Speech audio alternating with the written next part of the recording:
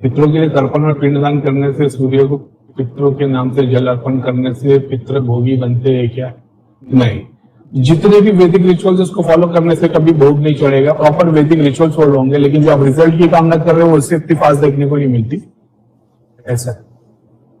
लेकिन ये किसी भी टाइप के भोग को चढ़ाना विदाउट रिचुअल्स वो भोग होता है। यहाँ तो पूरी वैदिक रिचुअल्स फॉलो होते हैं भाई, जो वेद में कायदे से बताया है, वो भोगी थोड़ी हो गए। भोग तो वो है तुमने भगवान को हाथ जोड़े रख दिए, बस ये भोग होगा शैतान वाला। भाई लोगों का इलाज करते समय खुद की प्रोटेक्शन के लिए क्या करना चाहिए? ऐसे तो मैं कभी खुद की करता नहीं, लेकिन अगर इसको अगर आपको आंसर ही चाहिए तो फिर एक तो है कि अपने कर्म अच्छे रखो, ठीक है। दूसरों की बहुत सारी दुआ कमाने का काम करो, जितना ज्यादा हो सके अपने। जैसे अगर मान लो आप लोगों की हीलिंग करते हो, अगर आप फीस लेते हो इलाज के तौर पे, तो एक सर्टन अमाउंट 10%, 20, हमारे गुरु ने 10% बोले थे। मेरे तो कमाई, नॉर्मल कमाई में 30-40% कर दिया करता था, क्योंकि इस्लाम में ज़कात, अभी अपन को भी ज़कात 3% ही बोले, लेकिन अपन हमेशा से ज्यादा ही किया करते। 10-20% का एक सिस्टम बनाना, जो भी फीस आएगी उसको मैं एक मंदिर में, जैसा होता है ना अपना क्या नाम है, बालाजी मंदिर को लोग थर्ड पार्टनर में बना के रखते, ये वैसा काम है। तो जैसे मैं भी बहुत सारे टेंपल में डोनेशन कर देता हूँ, वहां के कर्मचारियों को देता हूँ, तो बहुत सारी जगह से कनेक्शन बना देता हूँ, तुमको कवच ववच की जरूरत ही नहीं पड़ती, ऐसा है। क्योंकि उस देवी देवता के स्थान के लिए भी 1% की उम्मीद तुम हो ना, जैसा समझ रहे हो, तुम्हारे दान से वहां पे लंगर चल रहा है। तो जो देवी दर्शन के लिए आ रहे बेचारे 11 रुपए चढ़ा रहे, उससे मंदिर का लंगर कभी नहीं चल पाएगा। तो ये तो बेचारे जो हमारे से रहते हैं पीछे के दरवाजे से वीआईपी एंट्री वाले, तो वैसे लोग तो हमेशा एक इस चीज का ध्यान रखो, ज्यादा से ज्यादा दुआ कमाने के काम करो। लेकिन तुम बीमार होगे तो बहुत सारे लोग को काम नहीं हो पाएगा, तो भगवान तुमको बीमार होने नहीं देगा ऐसे। और जो भी हीलिंग वगैरह काम करते हो, तुम जितनी भी कमाई करते हो उसका 10% कोई एक या अलग अलग जितने भी मंदिर है उससे उसमें डोनेट किया करो, उसी में बहुत फर्क पड़ जाता है। बाकी आप तो करते ही हो, प्लस उतनी सारी जगहों का एक्सेस भी मिल जाता है। भैया गाँव के घर में चाचा चाची मरे हुए चाचा और दादी को बैठाकर पूजा भोग लगा रहे हैं, तो मेडिटेशन करते टाइम थर्ड आई पे प्रेशर पेन फील होता है जाकर। अरे भाई त्रिलोक नगरी की शक्ति को यूज करके ताली करो, कितनी बार बताया तुम्हारे को, फिर तुम लोग ने कुछ किए नहीं। मतलब त्रिलोक नगरी की शक्ति को यूज कैसे करें? 5 वीडियो बना के रखे, कल भी एक ने डाला था भाई, वो मेरे तो पता नहीं, लेकिन ताऊ जी के घर पे वो स्थान वगैरह दिया हुआ है। अरे भाई त्रिलोक नगरी की शक्ति को यूज करके खाली करो ना, कि भाई मैं त्रिलोक नगरी की शक्ति से प्रे करता हूँ कि मेरे जितने भी है पित्र मलिन शक्ति जितने भी स्थान पे बैठी हुई उन सबको त्रिलोक नगरी ले जाए।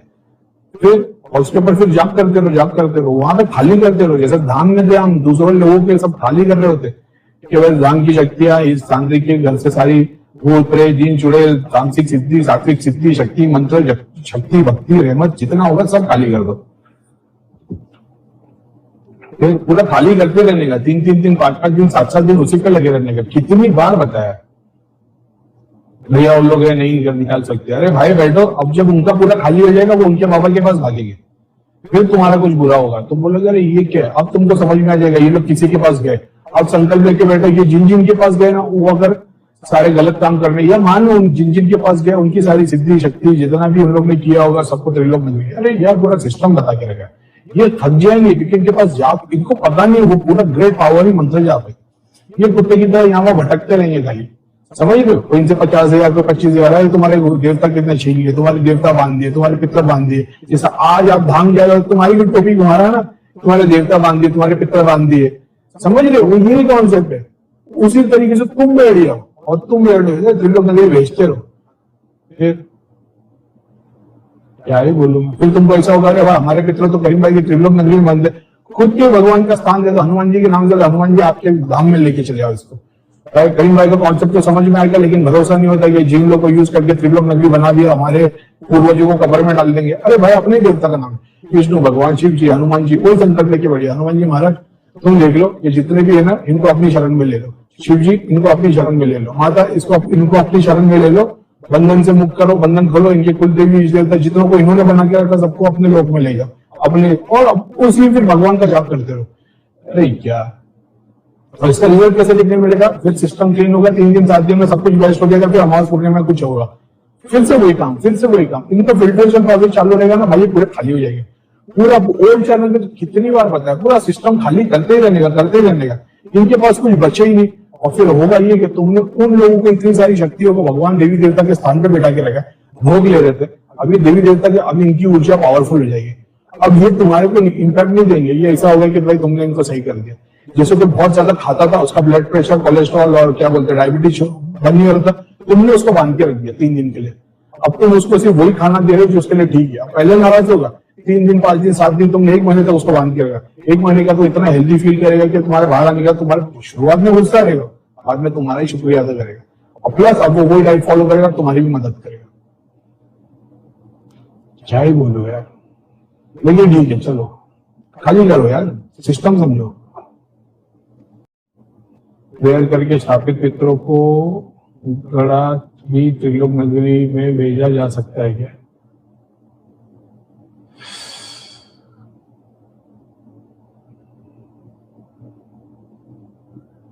चलो कंसिडर करते कि तुम्हारा ये लॉजिकल क्वेश्चन है, सही में तुम्हारे को इस चीज का ज्ञान नहीं है तो तुमने पूछ लिया।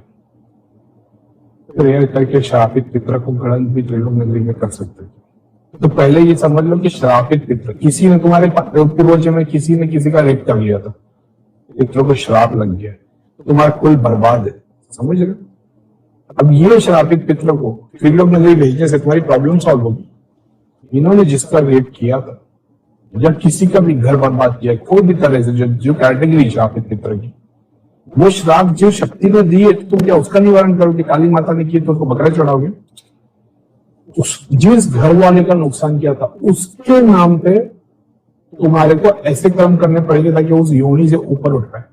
किसी ने मेरे घर पे चोरी कर ली, मेरे दिल से उसके लिए बद्दुआ निकल गई, आज 3 पीढ़ी बाद में तुम्हारा घर बर्बाद है, तो क्योंकि तुम्हारे दादा ने मेरी चोरी की थी, मेरी बद्दुआ लगी, तो मेरा हाथ चक्र, समझ रहे? तुमको मेरे लिए ऐसे काम करने पड़ेंगे ताकि मेरे बद्दुआ क्योंकि मैं वो अभी भी रेंज में हूँ, मेरा भी हाथ चक्र क्लीन नहीं है, तुमको ऐसे काम करने पड़ेंगे जिससे मैं अपनी योनि से ऊपर, जब अपनी योनि से ऊपर उठूंगा बाय डिफॉल्ट वो श्राप हट जाएगा। तो श्राप हट गया, अब तुम्हारे मलिन पितर खड़े हो जाएंगे। अब इनके लिए हवन करना पड़ेगा ताकि इनको शक्ति मिले, समझ लो।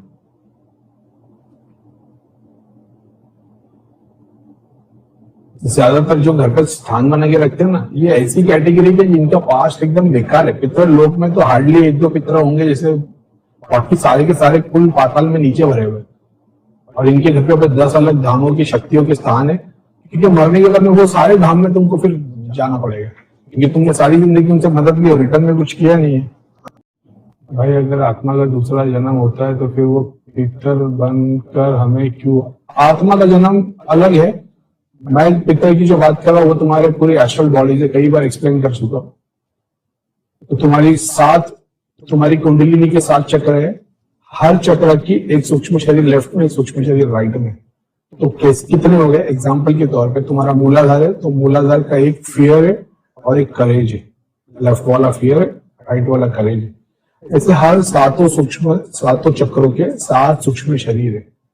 इसी तरीके से जो मुसलमान इस्लाम में बताया गया 72 रूह मिलेगी, हर चक्र को 5 वो मिलेगी शिव की शक्ति। अब शिव शक्ति को भी तो शिव मिलेगा। जैसे मूलाधार है, मूलाधार को तुमने ओपन सामने रख दिया, इसके 2 सूक्ष्म शरीर है, एक सूक्ष्म शरीर फियर है तो एक सूक्ष्म शरीर करेज है।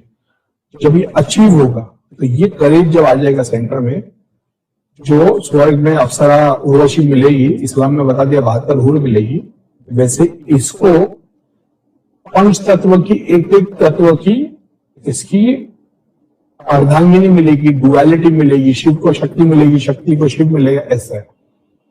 तो एक चक्र, उसके 2 सूक्ष्म शरीर, वो एक सूक्ष्म शरीर को एक जल की, अग्नि की, वायु की, ऐसे करके 5 तत्वों की, तो 5 यहाँ हो गए, 5 यहाँ हो गए, 10 हो गए, ऐसे 7 चक्रों की 70 हो गई। हर पंच तत्व की लेकिन सेम नहीं है। मूलाधार के पंच तत्व की एग्जाम्पल के तौर पर मूलाधार के पंच तत्व की एक शक्ति जो जल की है, उसकी कैरेक्टरिस्टिक्स पूरी अलग है, जो कंपेयर किया जाए कि स्वादिष्टान से। जैसे आपने मूलाधार बोल दिया तो पेट भरने के लिए खाना खा लिया, टेस्टी नहीं है, मतलब पेट भर गया। स्वादिष्टान जिसमें सिर्फ टेस्टी टेस्ट है, इतना खाए कि मतलब वहां पेट भर गया लेकिन नियत नहीं भरी, सिर्फ 2 स्वरूप है, समझ रहे हो? ऐसे फिर हर चक्र का है और वो बियॉन्ड है। समझ में आ गया? ये 70 मिलके यहाँ के पूरे 35 जब पूरे मिल जाएंगे तो एक पूरा शिव हो जाएगा, 7 चक्रों से एक पूरी शक्ति हो जाएगी और दोनों एक दूसरे में से मिल जाएंगे। एक साइकिल हो गई, एक। समझ रहे? ऐसा बात कर हुए हिंदुओं को भी मिलेगी, खाली मुसलमानों को नहीं मिलेगी ऐसा। लेकिन वो हूर पर ही वो फिजिकल सेक्सुअल लेना देना नहीं उसका ऐसा। जैसे मैंने बताया ना एग्जांपल रस का, वैसा है। कई बार मैंने सूक्ष्म शरीर के इसमें बताया कि तुम एक एक सूक्ष्म शरीर से कैसे रियलाइज करोगे इससे। जब मूलाधार पे रहोगे तो तुम्हारे को दिल करेगा एक गुलाब का पौधा ले लो। जब तुम स्वादिष्टान से उसको गुलाब को फील करोगे तो तुम उसमें रंग को एक्सप्लोर करोगे, इतना खूबसूरत है, इसकी खुशबू है, इसमें ठंडक है, इसकी रूहानियत है, इसकी रूह है। समझ लो एक्सट्रीम है। जब मणिपुर पे लेके आओगे तो दिल होगा कि और अलग अलग टाइप के गुलाब लूं मैं। जो हार्ट चक्र पे वो एनर्जी को लेके आओगे तो जब जानोगे यार ये इतनी खूबसूरत है, इतना प्यार है, सुबह से शाम में से पौधे में पानी डालता हूँ, खिलखिला के हंसते हैं और इसकी इतनी एनर्जी, रूह है, ये रूह मेरी रूह के जैसी है। तो सोचो ये मोहब्बत दुनिया को देने कितना मजा आएगा। अब तुम्हारे को दिल करेगा ये दुनिया को मैं दूं गुलाब। समझ रहे हो? तो बच्चों को जो भी तुम्हारे सामने गुलाब जैसी रूह लेके आएगा तुम उसको गुलाब दे दोगे। समझ रहे हो? उसके बाद में थ्रोट चक्र से जब एक्सपीरियंस करोगे तो तुम पूरा ज्ञान बांटोगे गुलाब का। लोग तुम्हारे पास आके पूछेंगे भैया कैसे किया, तो गुलाब के बारे में बताओगे, पौधा ऐसे उगता है, ये इसका फर्टिलाइजर है, ये क्लाइमेट है, ये इस सीजन में निकलेगा, इसके लिए ऐसा है वैसा है, ये सब दोगे। फिर आगे चक्र से जब इसको जानने की कोशिश करोगे तो उसको सुप्रीम नॉलेज मिलेगी।